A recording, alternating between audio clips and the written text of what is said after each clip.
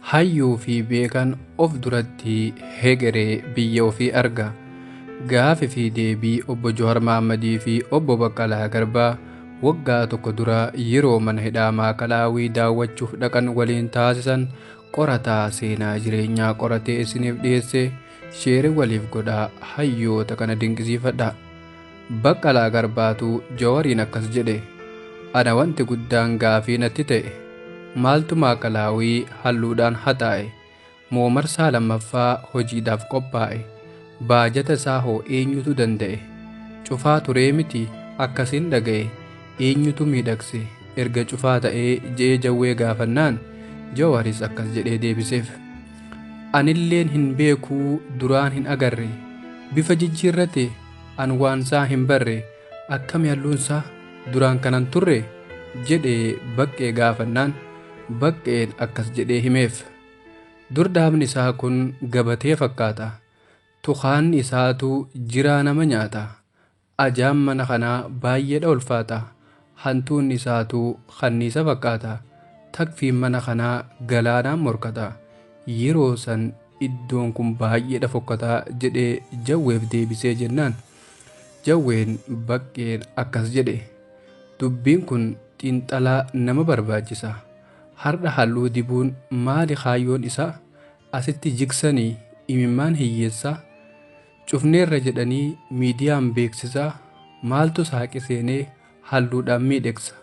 Warri kun guyyaa kam cubbuu kana dhiisa jedhee Baqqee gaafannaan Baqqeenis akkas jedhee deebiseef. Xiqqaa guddaan isaanii waaqas hin beekani, cubbuudhaan guutaman haqa hin argani, amala isaanii duruun beekani, dhiiga ilmaan keenyaa halluudhaan haqanii na baasi as keessaa hin daawwadhuanii jedheeti Baqqeen aaree gara alaa fiigee.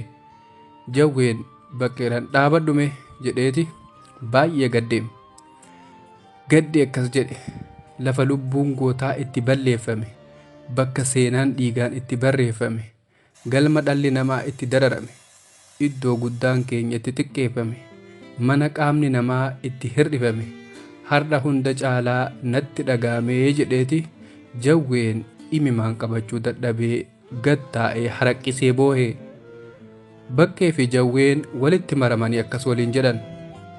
Har'as dhugaan keenya dhoksuudhaaf yaalanii kan dhugaan barraa'e, kan dhiigan barraa'e seenaa awwaalanii madaa saba kanaa maaliif hin yaalanii?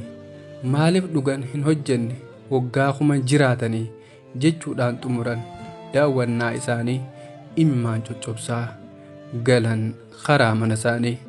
Egaa hayyoonni lamaan kun hegeree biyyaa fi hegeree ofii arguun guyyaa har'aa mana hidhaa Maakalaawii osoo hin ta'e manuma hidhaa wayyaanee yookaan hidhaa nafxanyaa keessatti dararamaa jiraachuutu himama. Egaa hayyoonni kun dhuguma hegeree biyya ofii fi hegeree ofiitii fi hegeree saba ofii argan. Egaa hayyoota akkanaa kana dhabuun Oromoof gadda caalu gadda yoomiyyuu keessaan baanee tahee nutti argame.